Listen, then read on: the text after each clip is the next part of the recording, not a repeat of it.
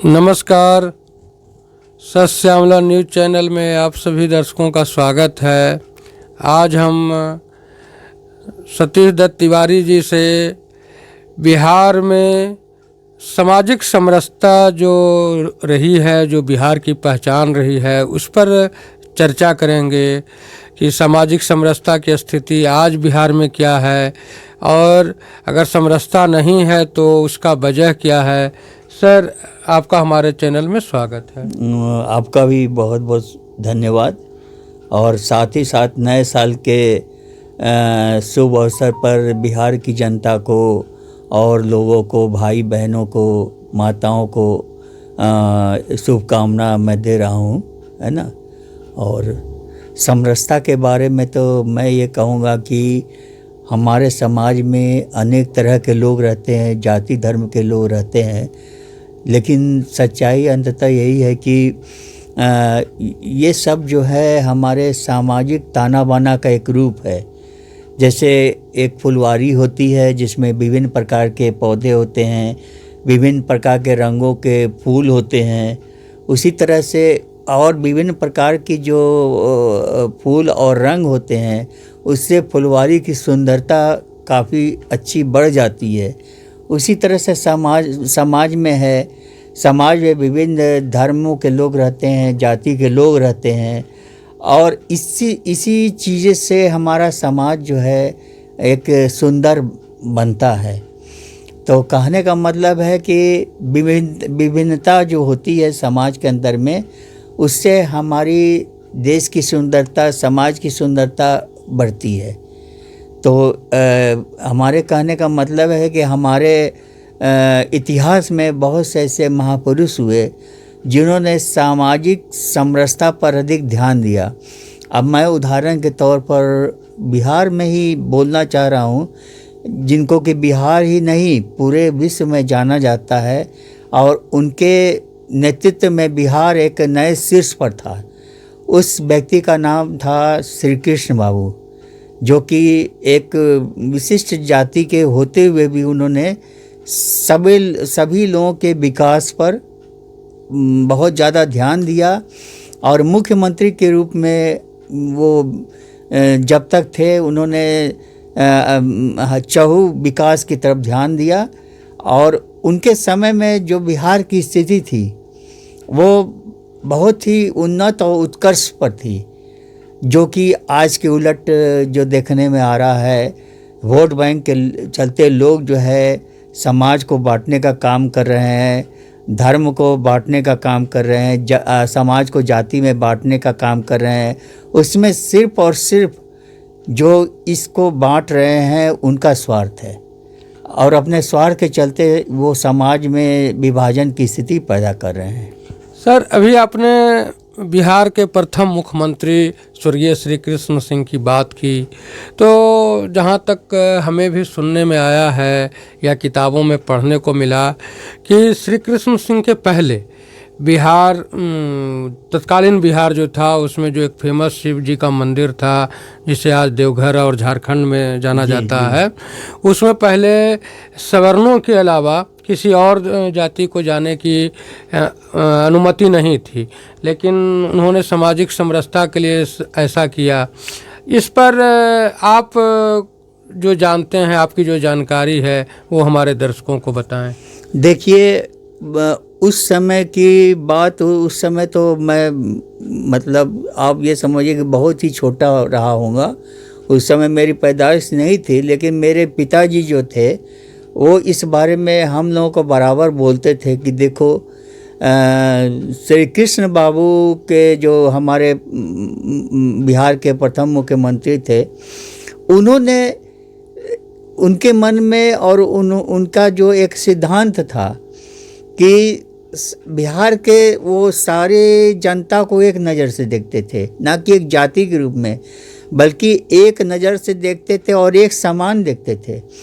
तो उनका कहने का मतलब ये था कि उस समय हमारे समाज में कुछ जैसे दलित लोग थे, तो उनसे कुछ अस्पृश्यता का भेदभाव होता था, और श्री कृष्ण बाबू ने इसका पुरजोर विरोध किया था। और इसके विरोध में उन्होंने जो देवघर है या प्राचीन और भी मंदिर थे जैसे बासुकीनाथ हुआ या और भी जो मंदिर थे, वहाँ दलित के प्रवेश पर पाबंदी थी, छुआछूत का भाव था। उस समय, आज से बहुत पहले की बात है, उस समय लोग इतने जागरूक नहीं थे, जागरूकता नहीं थी। लोग जो है जो कहने का मतलब है कि जो एक ऊपर के समाज के लोग थे, इस चीज़ को वो बहुत ज़्यादा मानते थे। लेकिन एक हमारे कुछ नेता जो थे, जैसे श्री कृष्ण बाबू थे, और भी बहुत सारे नेता थे जो कि एक समाजवादी थे और समाज को एक नज़र से देखते थे, और उनका ये हमेशा प्रयास रहा है। आज भी आप देखिए, कोई भी दलित, अभी हाल की घटना मतलब मैंने देखा, वो क्या नाम है, फेसबुक में देखा कि एक जैसे दलित दरोगा है, उन्होंने अपना सुसाइड कर लिया। तो हम लोग के मन में एक मतलब दुख की भावना प्रकट हुई, और इसलिए प्रकट हुई कि पहले वो इंसान थे, तब वो बाद में है। तो एक इंसानियत के नाते हम लोगों को काफ़ी दुख हुआ और हम लोगों ने इसकी निंदा की। भले ही हमें लोग दूसरे कुछ और समझे, लेकिन हमारा नज़रिया वही होना चाहिए कि दूसरे के दुख में दुखी होना और उनकी मदद के लिए आगे बढ़ना, ये सबसे बड़ी बात है। सर, आज के नेताओं की जो भाषण होती है, उसमें कहा जाता है कि पहले लोग सामंतवादी थे, सामंतवादियों ने लोगों का विकास नहीं होने दिया। तो मैं जहाँ तक अभी तक अनुभव किया हूँ कि जिन्हें सामंतवादी कहा गया, उन्होंने ही अपने ज़मीन वगैरह दान करके अपने ज़मीनों पर कॉलेज और स्कूल बना करके जो दबे कुचले भी लोग थे, उनको समानता का भाव देने के लिए या सामाजिक समरसता के लिए उन्होंने स्कूल कॉलेज में शिक्षा देने का काम किया। इस पर आप क्या कहेंगे? देखिए, मुझे याद आ रहा है, मैं बहुत छोटा था उस समय, एक सर्वोदय का आंदोलन चल रहा था जिसमें विनोबा भावे भी आए थे। मैं बहुत ही छोटा था, विनोबा भावे आए थे और वो बिहार के विभिन्न क्षेत्रों में गए थे। वहाँ उन्होंने लोगों से ये प्रार्थना किया था कि आप लोग, अगर उस समय बड़े बड़े जमींदार लोग भी थे, तो उन्होंने उनसे अनुरोध किया कि आप लोग जो अपनी ज़मीन है जो आपके उपयोग के लायक नहीं है, वो ज़मीन आप मुझे दान दे दें। और लोगों ने बढ़ चढ़ के दान दिया, और जो विनोबा भावे थे, वो ज़मीन उन्होंने हमारे जो दलित भाई बहन थे उनके बीच में वितरित किया। ये जो विनोबा भावे का जो आंदोलन जो था, वो मुझे थोड़ा थोड़ा याद है। विनोबा भावे एक मतलब बहुत ही सादे टाइप के व्यक्ति थे। उनका पहनावा एक धोती और एक गंजी, इसी पर मैंने उनको देखा था, और सफ़ेद दाढ़ी भी थी। उन्होंने जो अनुरोध किया, उनकी एक छवि थी, एक स्वतंत्रता सेनानी की छवि थी, और लोग के अंदर भी एक जागरूकता की भावना आ गई थी। उनके अनुरोध पर हमारे बिहार के बहुत सारे ज़मींदार लोगों ने अपनी ज़मीन दी, और उस ज़मीन में हमारे जो बहुत सारे कॉलेज, बहुत सारे संस्थान बनाए गए, और बहुत सारे ज़मीन जो है उनके बीच में, जो दलित भाई बहन थे उनके बीच में उसका वितरण किया गया था। ये मुझे थोड़ा होश में है कि मैंने ये देखा हुआ है। पिछले 30-35 साल पहले की बात की जाए, उस समय की सामाजिक समरसता, आप जब से होश संभाले उस समय से लेकर के आपने जो सामाजिक समरसता देखा गाँव में, कि एक किसान परिवार के कुछ लोग होते थे, उनके साथ माली है, नाई है, कुम्हार है, कहार है, इस तरह के और अन्य जाति के लोग बहुत ही तालमेल के साथ रहते थे। तो आज वह तालमेल है या नहीं है, इस पर आप हमारे दर्शकों को बताएं। देखिए, पहले तो मैं एक घटना का वर्णन करना चाहता हूँ। चंपारण में मैंने कुछ, हमारे ग्रामीण क्षेत्र में ज़मीन थे, उस समय मैं जाता था। उस समय की स्थिति तो ये थी कि मतलब जो गरीबी इतनी थी कि जो दलित परिवार के बच्चे थे वो लंगोट पहन करके रहते थे, उन्होंने जीप नहीं देखी थी। तो हम लोग जाते तो पूरी गांव की भीड़ हम लोग के पीछे होती थी। तो आज जो है, आज स्थिति बदली है, लोग बाहर गए हैं, जब से बाहर गए हैं उनके बीच में जागरूकता आई है। कुछ लोग पंजाब गए, वहाँ से कुछ सीख के आए, एक जागरूकता आई है। तो ये जागरूकता सब जगह फैली है। अब आप कहीं गांव में जाइए, आपको लोग जो है पढ़े लिखे मिलेंगे, और हमें नहीं लगता है कि उनके अंदर में कोई जाति भेद है। लेकिन राजनीति के लोगों ने, नेताओं ने अपने वोट बैंक के चलते समाज को में ऐसा वो काम कर रहे हैं कि उसको जाति और धर्म में बांटने की कोशिश कर रहे हैं।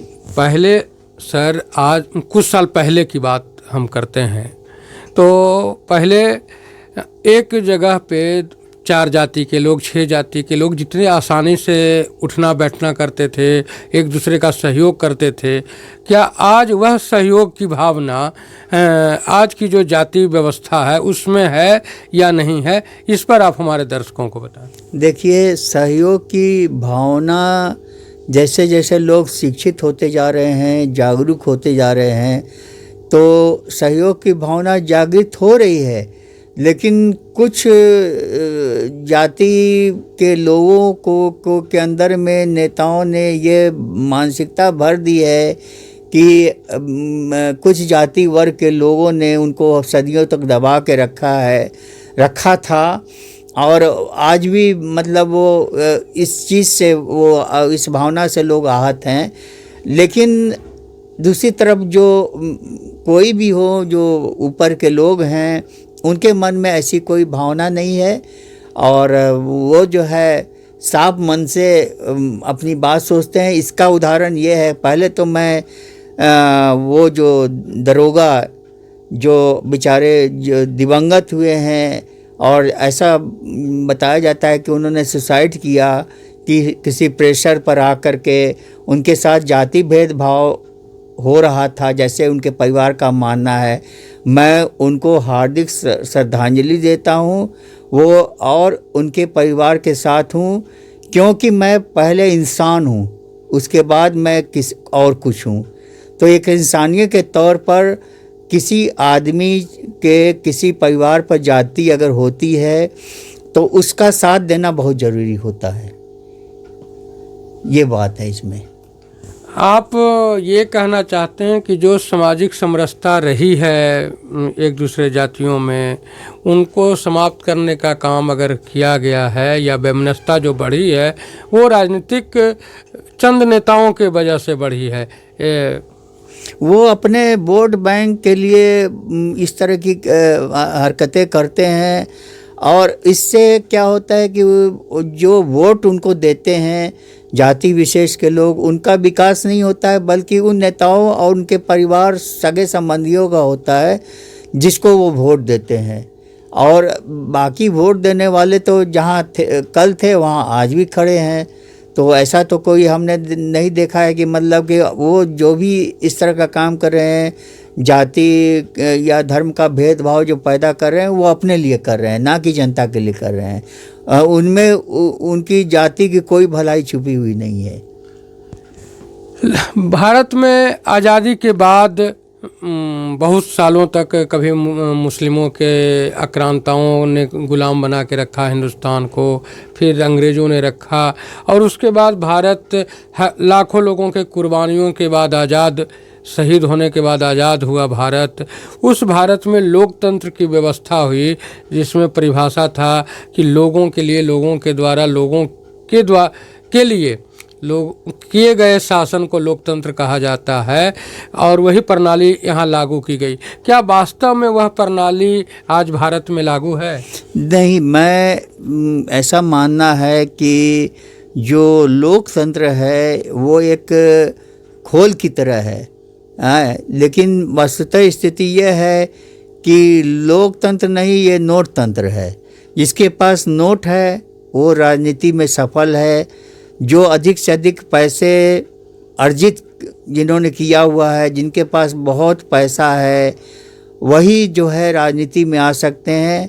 और अभी आज के लोकतंत्र में जो सच्चे और अच्छे ईमानदार लोग हैं वो पैसे की कमी से वो राजनीति में नहीं आ सकते हैं, ये सच्चाई है। क्योंकि हर इलेक्शन में कई करोड़ रुपए जो है वो खर्च किए जाते हैं, और ये जो भी पैसे आते हैं ये कोई ईमानदारी के पैसे नहीं होते हैं, ये जनता से जो लूटे गए पैसे हैं वो होते हैं। सर, तो आप कह रहे हैं जनता से लूटा गया पैसा को लोग राजनीति में लगाते हैं। नेता ही केवल भ्रष्ट नहीं है, इसका दोष कहीं ना कहीं जनता में भी है। ये मैं भी अनुभव करता हूँ और आप भी अनुभव करते होंगे कि आज जैसे ही कोई व्यक्ति चुनाव की बात सोचता है, लोगों के बीच में अपनी बात को रखता है कि मैं चुनाव लड़ूंगा, वैसे ही लोग उनके पीछे आते हैं और उनसे खर्चा कराने को शुरू कर जाते हैं। तो वो जो खर्चा हो रहा है, गाड़ी से घूमना, लोगों को खिलाना पिलाना, वो तो जब जो व्यक्ति खर्च करके चुनाव जीतेगा वो तो फिर चक्रवृद्धि ब्याज वसूलता है। ये मेरा अपना मानना है, इस पर आपका क्या मानना है? देखिए, आजकल जो राजनीति जो हो गई है ये चमक दमक की राजनीति है। लोगों को अपने तरफ आकर्षित करना, लोगों का ध्यान अधिक से अधिक अपने तरफ करना और कुछ ऐसी चीज़ें जनता को दिखाना जिससे कि वो ज़्यादा से ज़्यादा प्रभावित हों। और जनता भी जो है, जनता की गलती ये है कि वो चंद लालच में, जैसे चुनाव के समय नोट पैसे बांटना, चुनाव के समय मान लीजिए कुछ कपड़े बांटना, कम्बल बांटना, जो चीज़ बांटना होता है, ये दिखावे का जो भी होता है उससे जनता ज़्यादा आकर्षित होती है। नतीजा ये होता है कि सही व्यक्ति का चुनाव नहीं होता है, उसमें गलत लोग आ जाते हैं और जनता जहाँ थी वहीं के वहीं ठगी रह जाती है। तो ये तो जनता की गलती है, क्योंकि जनता को जागना होगा और जागृति लानी होगी।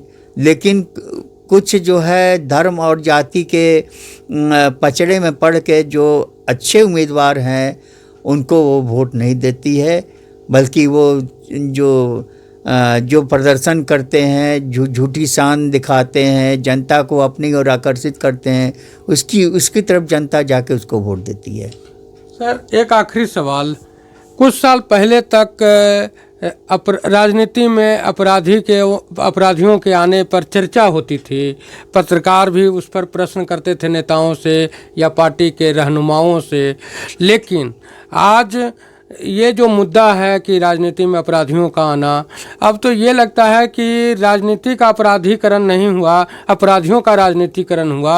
और इस पर जो पार्टी के बड़े रहनुमा होते हैं, जो अध्यक्ष होते हैं, उनसे जो बड़े मीडिया हाउस है वो प्रश्न भी नहीं करते। इस पर आप क्या कहना चाहेंगे? देखिए, आजकल के लोकतंत्र में एक कहावत है, जिसकी लाठी और उसकी भैंस। जो जितना मजबूत होता है ना, वो उस हिसाब से मतलब उस चीज़ पर ज़्यादा वो नियंत्रण कर लेता है, ऐसा मानना है। इसलिए जो राजनीतिक दल जो हैं वो ऐसे लोगों को ही टिकट देती है जो कि मतलब अब उनका जो भी बैकग्राउंड होता है, आपराधिक बैकग्राउंड होता है, और मतलब है कि लोगों को ये समझ में आता है कि भाई इस तरह का व्यक्ति जो है वो बहुत कुछ कर सकता है। ये लोकतंत्र के लिए बहुत ही घातक है।